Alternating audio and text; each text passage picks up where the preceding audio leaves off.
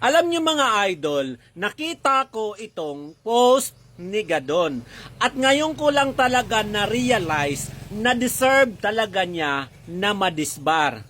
Ito sa mga nakita ko, yung pinakahuli na stanza doon sa post niya. Ang sabi niya, noon nangako si Duterte na ipalibing si late President Ferdinand Marcos Sr. sa libingan ng mga bayani.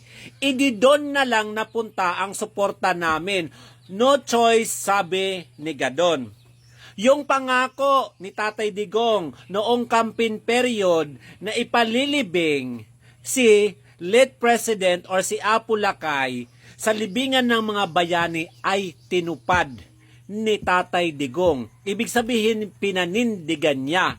Kaya, sumuporta yung 3% na mga loyalists sa campaign period ni Tatay Digong kaya siya naging presidente. At wala dapat pagsisihan yun dahil natupad.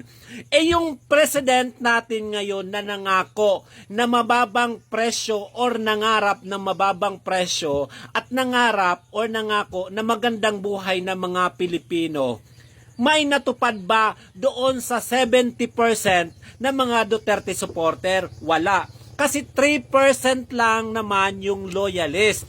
Tapos, 70% yung mga Duterte supporter na bumoto kay BBM. So, walang natupad. Pero, yung 3% na Marcos loyalist, noong nangako si Tatay Digong na ipalilibing sa libingan ng mga bayani, si Apu Lakay ay natupad. 3% lang yon, Gadon. Ang bobo mo, sa totoo lang, kaya ka na-disbar. Pero yung 7% na napaniwala ni BBM, nagaganda ang buhay ng mga Pilipino, bababa ang presyo ng mga bilihin at magkakaroon ng kinabukasan ang mga Pilipino sa administrasyon ni BBM, yung 7% na nabudol ay walang nangyari, walang natupad doon sa ipinangako ni BBM Bangag.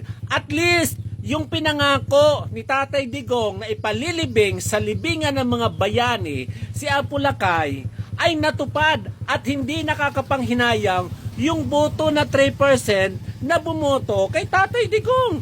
'Di ba? Kaya Gadon, ang masasabi ko, ang bobo mo, 'di ba? Kaya ka na-disbar dahil hindi ka nag-iisip.